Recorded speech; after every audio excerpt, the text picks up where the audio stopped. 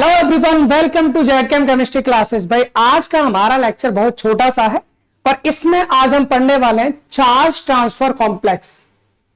भाई आपको बता दूं, इस वक्त हम बीएससी फर्स्ट सेमेस्टर की यूनिट नंबर 4 पढ़ रहे हैं केमिस्ट्री के अंदर, है ना। यूनिट नंबर 4 मतलब इससे पहले 3 यूनिट हो चुकी है और 4th यूनिट का भी ये लेक्चर नंबर 10 है। मतलब सर इससे पहले जो 9 लेक्चर हुए हैं उसमें हमने hybridisation, bond parameters, delocalise localise chemical bond और इंक्लूजन कंपाउंड्स, क्लाथरेट्स, ये सब पढ़ चुके हैं। भाई आज का बहुत छोटा सा टॉपिक है चार्ज ट्रांसफर कॉम्प्लेक्स। चलिए फिर टाइम वेस्ट नहीं करते, आज हम स्टार्ट करते हैं अपना चार्ज ट्रांसफर कॉम्प्लेक्स। होता क्या है, बहुत सिंपल सा, बहुत ही प्यारा सा, आसान सा टॉपिक है।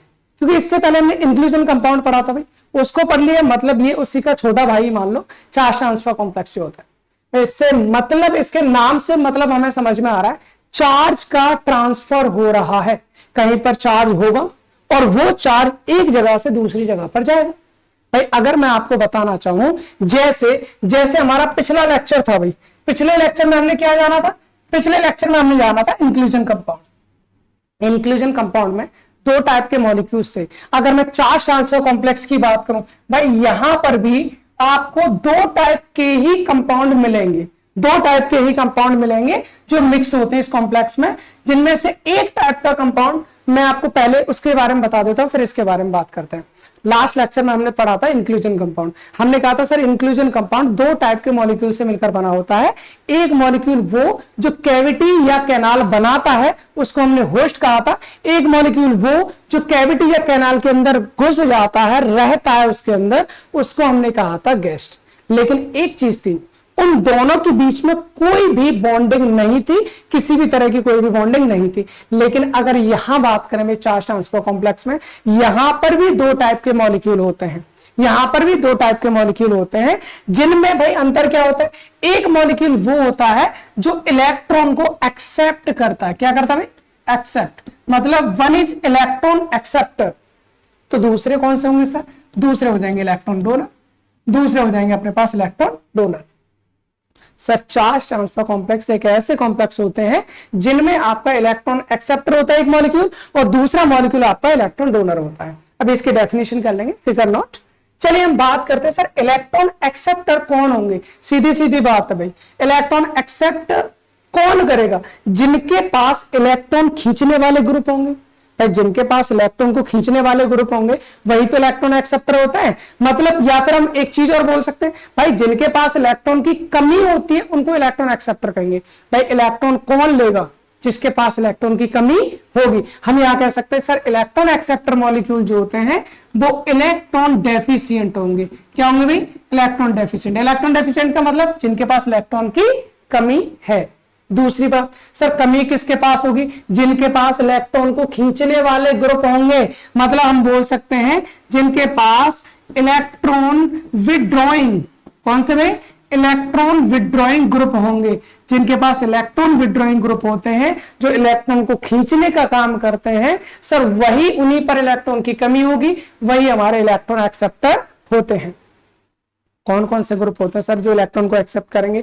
इसके बारे में अगले लेक्चर में जानने वाला है, क्योंकि अगले लेक्चर से हमारा स्टार्ट होने वाला है जीओसी, मतलब जनरल ऑर्गेनिक केमिस्ट्री, जिसके अंदर में इंडक्टिव इफेक्ट है, हाइपर कॉन्जुगेशन है, रेजोनेंस है, एरोमेटिसिटी है, मीजोमेरिक इफेक्ट है, सारे इफेक्ट करने वाले हैं। सही है, चलिए हम इसकी बात कर लेते हैं। तो इलेक्ट्रॉन एक्सेप्टर समझ में आ गया, ठीक है सर। सर इलेक्ट्रॉन डोनर कौन होगा?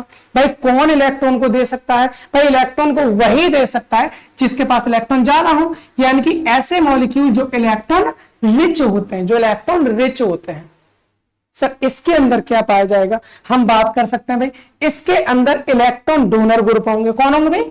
Electron donor group. भाई यहां पर क्या था? यहां पर था इलेक्ट्रॉन विड्रॉइंग ग्रुप जो इलेक्ट्रॉन को खींच रहे थे, यह है electron donor group. Sir electron देंगे, कौन से इलेक्ट्रॉन देंगे सर? इलेक्ट्रॉन कौन से वाले देंगे? भाई इलेक्ट्रॉन आपके हो सकते हैं नॉन बॉन्डिंग इलेक्ट्रॉन। कौन से वाले? नॉन बॉन्डिंग इलेक्ट्रॉन्स को ये डोनेट कर सकते हैं। नॉन बॉन्डिंग इलेक्ट्रॉन मतलब लोन पेयर, भाई जो लोन पेयर होता है उन्हें डोनेट कर सकते हैं, या फिर ये क्या कर सकते हैं भाई, पाई इलेक्ट्रॉन्स को। किसको डोनेट कर सकते हैं? पाई इलेक्ट्रॉन्स को डोनेट कर सकते हैं। दो टाइप के डोनेशन होगा भाई। ये इलेक्ट्रॉन डोनर है, ये इलेक्ट्रॉन एक्सेप्टर है। इनको इलेक्ट्रॉन लेना है, इनके पास इलेक्ट्रॉन की कमी है, इलेक्ट्रॉन को खींचने वाले ग्रुप हैं। इनको इलेक्ट्रॉन देना है, इनके पास इलेक्ट्रॉन बहुत सारे हैं, इनके पास इलेक्ट्रॉन बहुत सारे हैं। इलेक्ट्रॉन ज्यादा होने का मतलब कुछ ऐसे इलेक्ट्रॉन हो सकते हैं जो नॉन बॉन्डिंग है, बॉन्ड नहीं बना रहे हैं, उनको हम कहते हैं लोन पेयर। या फिर ऐसे इलेक्ट्रॉन हो सकते हैं जो पाई बॉन्ड बना रहे हैं, है ना। तो ये हमारे इलेक्ट्रॉन रिच मॉलिक्यूल हो गए। इन दोनों के बीच जब ये इस इलेक्ट्रॉन को यहां पर भेजता है, यहां पर भेजता है, तो भाई जो इलेक्ट्रॉन देता है उस पर पार्शियली पॉजिटिव चार्ज आएगा और जो इलेक्ट्रॉन लेता है उस पर पार्शियली नेगेटिव चार्ज आएगा। भाई इन दोनों के बीच में क्या हो जाएगा, इन दोनों के बीच हो जाएगा अट्रैक्शन फोर्स, जिससे बन जाएगा हमारा कॉम्प्लेक्स। और उसी कॉम्प्लेक्स को हम कहेंगे चार्ज ट्रांसफर कॉम्प्लेक्स, मतलब सीटी कॉम्प्लेक्स, मतलब सीटी कॉम्प्लेक्स। एक काम करते हैं सर, इनके एग्जाम्पल देखने से पहले हम इसकी डेफिनेशन समझ लेते हैं, क्योंकि डेफिनेशन हम लिख लेंगे उसके बाद एग्जाम्पल समझ लेंगे। चलिए एक काम करते हैं, पहले डेफिनेशन लिखते हैं। What is the charge transfer complex? हम कहेंगे the complex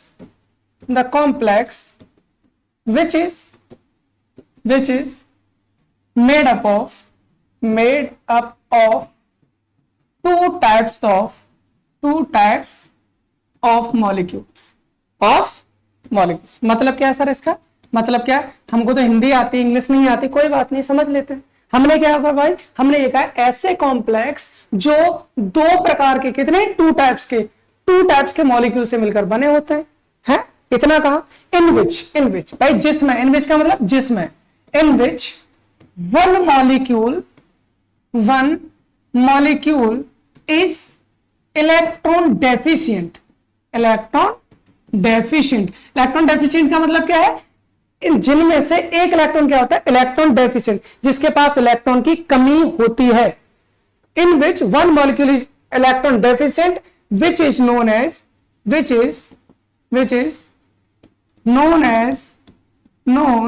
as electron acceptor. उसे हम क्या कहेंगे, इलेक्ट्रॉन एक्सेप्टर कहेंगे। while हम कहेंगे जबकि another molecule मतलब दूसरा मॉलिक्यूल, जिसमें मतलब क्या होगा भाई, another molecule मतलब हम बोल सकते हैं दूसरा मॉलिक्यूल इज इलेक्ट्रॉन रिच। दूसरा कैसा होता है, इलेक्ट्रॉन रिच होता है, मतलब जिसके पास इलेक्ट्रॉन बहुत ज्यादा है, इलेक्ट्रॉन ज्यादा है तो वो इलेक्ट्रॉन डोनेट करेगा, है ना। विच इज नोन एज जिसको हम क्या कहते हैं भाई, विच इज नोन एज क्या कहा जाएगा, electron donor molecule. This is known as electron donor molecule, उसको हम कहेंगे electron donor molecule. I hope इतनी बात आपको समझ में आ गई होगी, उसकी डेफिनेशन भी समझ में आ गई। बहुत ही सिंपल तरीके से बता रहा हूं, अगर आपको इंग्लिश नहीं आती भाई वो भी सीख जाने, वो प्रैक्टिस से आ जाएगी धीरे धीरे, बस आप वेट करिए, थोड़ा सा आगे क्लासेस करते रहिए, नॉर्मल आ जाना है, उसमें कोई प्रॉब्लम है नहीं। आई होप इतनी बात आपको समझ में आ गई होगी कि चार्ज ट्रांसफर कॉम्प्लेक्स क्या होते हैं और उनको हम डिफाइन कैसे करेंगे। बात यहां पर आती है, अगली बात क्या आती है भाई, इनके बीच में भाई जाहिर सी बात है कि एक बंदा इलेक्ट्रॉन को देगा तो उस पर पॉजिटिव आएगा, दूसरा बंदा इलेक्ट्रॉन को लेगा तो उस पर नेगेटिव आएगा। जब पॉजिटिव होगा नेगेटिव होगा तो दोनों के बीच अट्रैक्शन फोर्स होगा सर, जिसकी वजह से दोनों बन जाएंगे, बिल्कुल बन जाएंगे सर। उस टाइप के फोर्स को क्या कहेंगे सर, प्लस और माइनस के बीच जो फोर्स होता है, जो अट्रैक्शन फोर्स होता है, उसको आयनिक बॉन्ड कह सकते हैं, इलेक्ट्रोस्टैटिक फोर्स कह सकते हैं, कूलॉम्बिक फोर्स कह सकते हैं। लेकिन ये कोवेलेंट बॉन्ड से या नॉर्मल आयनिक बॉन्ड से थोड़ा सा क्या होता है, वीक होता है। कैसे होता है भाई, वीक होता है। तो we can say both molecule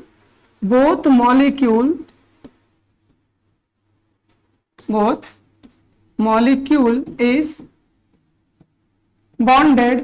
bonded with weak coulombic forces।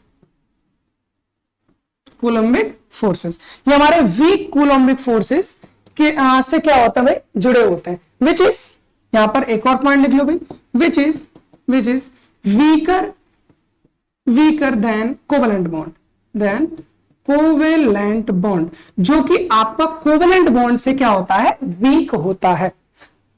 दोनों मॉलिक्यूल ऐसे बॉन्ड से जुड़े होते हैं जो हमारा कोवेलेंट बॉन्ड से क्या होता है, वीक होता है, दुर्बल होता है। इतनी बात समझ में आ रही है सर, ये लाइन भी अपन को बिल्कुल अच्छे से समझ में आई। अगली चीज एक लास्ट पॉइंट क्या जानना भाई, इसमें चलिए मान ली सर एक मॉलिक्यूल से इलेक्ट्रॉन उठकर जा रहा है दूसरे मॉलिक्यूल में, सर जो एक्साइटेशन एनर्जी हमको मिल रही है वो कहां से मिलेगी, सर कहां से मिलेगी, वो मिलती है हमारे जो इलेक्ट्रोमैग्नेटिक स्पेक्ट्रम होता है उसमें बहुत सारी वेव होती है सर, कौन से होते हैं, cosmic wave, gamma wave, X ray, visual, UV, IR, micro, radio, बहुत सारी वेव्स होती नहीं होती, तो उनमें से कौन सी वाली वेव्स इलेक्ट्रॉन को एक्साइट करेंगे, यहां पर करते हैं विजुअल रेज। तो यहां पर हम बात करेंगे हम क्या बोल सकते हैं भाई, electron transition in CT complex, यानी charge transfer complex, electron transition in CT complex है exist in visual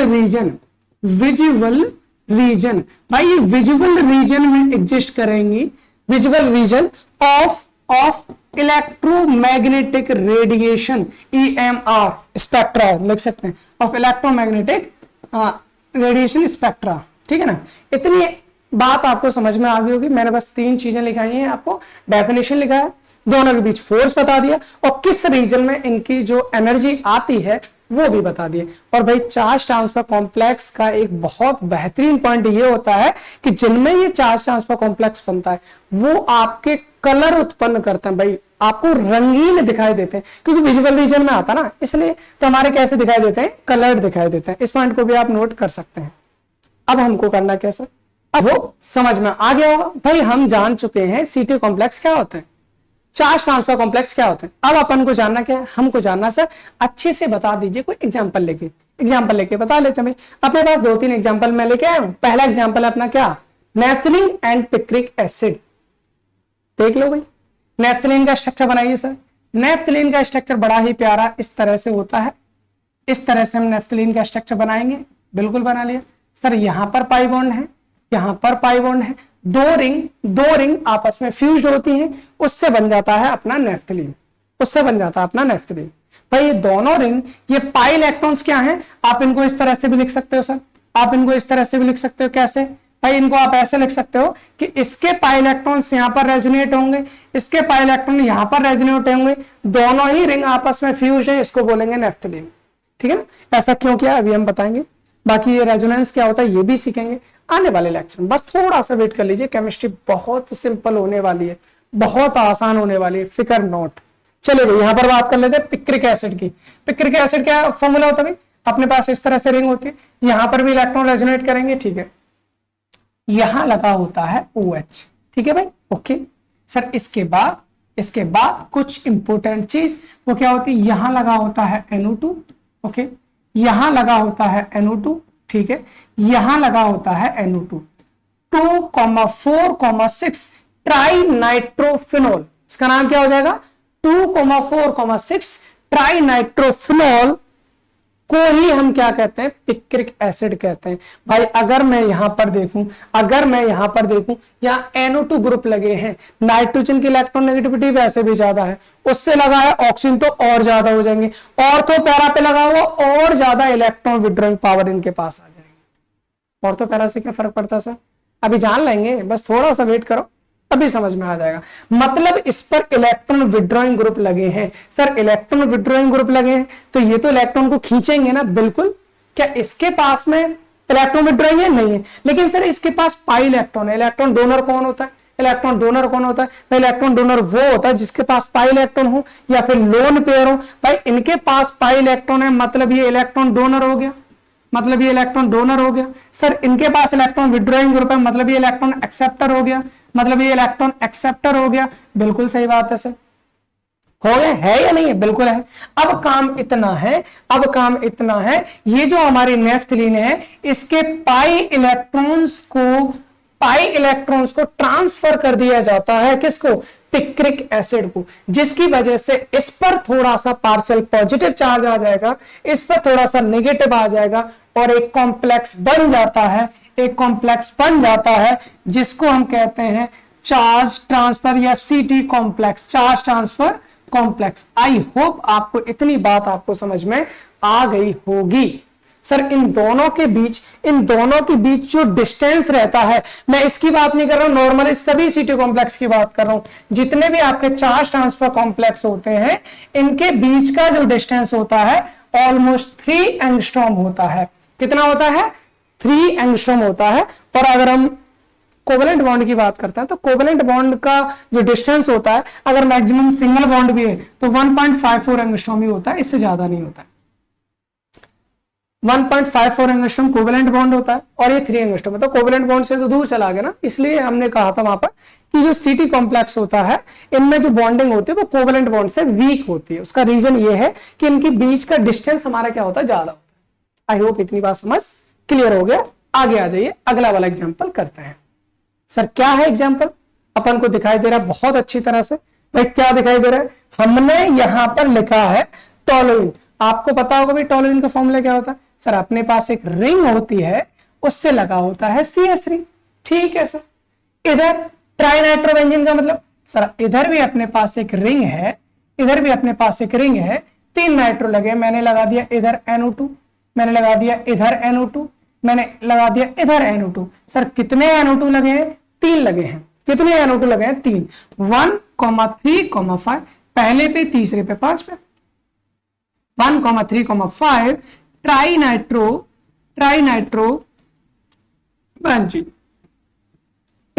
benzene. Sir हो गया? बिल्कुल हो गया। अब करना क्या है? हमको तो यहां से बहुत अच्छे से समझ में आ रहा है। सर क्या समझ में आ रहा है? क्या समझ में? यहां पर इलेक्ट्रॉन विड्रॉइंग ग्रुप लगे हैं, मतलब ये इलेक्ट्रॉन को खींचेगा। सर यहां लगा है CH3, और CH3 क्या होता है? CH3 होता है इलेक्ट्रॉन डोनर, इलेक्ट्रॉन को देने वाला। सर आपने कैसे कह दिया इलेक्ट्रॉन डोनर? अगली क्लास में डेफिनेटली आपको मिल जाएगा कौन कौन से इलेक्ट्रॉन डोनर होता है, कौन कौन से इलेक्ट्रॉन एक्सेप्टर होता है। अभी के लिए मान लो भाई ये अपना कौन है? This is what? This is electron donor. ये हमारा इलेक्ट्रॉन डोनर हो गया। सर ये कौन हो गया? Electron acceptor. ये हमारा इलेक्ट्रॉन एक्सेप्टर हो गया। मतलब सिंपल, ये देगा इलेक्ट्रॉन, ये लेगा इलेक्ट्रॉन, दोनों मिलकर बना लेंगे सीटी कॉम्प्लेक्स, मतलब charge transfer complex. I hope clear है। सर लास्ट एग्जांपल एक और समझ लेते हैं, बहुत ही सिंपल सा है, बहुत ही प्यारा सा है। मेसिटाइलिन। ओए होए, ये क्या नाम आ गया मेसिटाइलिन, बड़ा अजीब सा है। अजीब सा है? नहीं अजीब, देखिए कैसे। आप कहेंगे कैसे कैसे नाम लेके आ रहे हैं, अजीब से, याद भी ना हो, कोई बात नहीं, इनके सबके 2-2 नाम होते हैं भाई। इधर हमारा CH3 हो गया, ठीक है, इधर हमारा CH3 हो गया, ठीक है, ये हमारा CH3 हो गया, ठीक है। सर 1, 3, 3 जगह इतना है। 1, 3, 5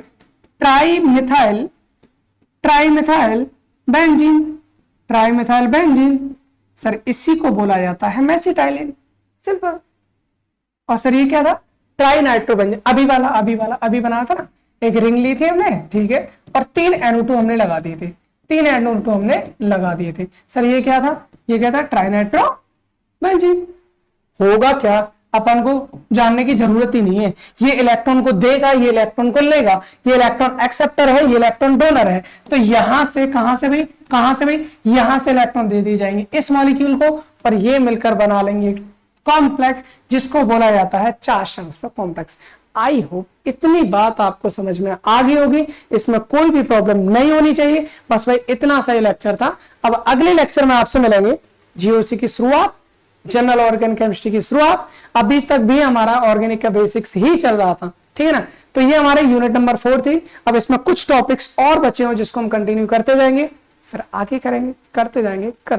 आई होप इतनी बात क्लियर होगी।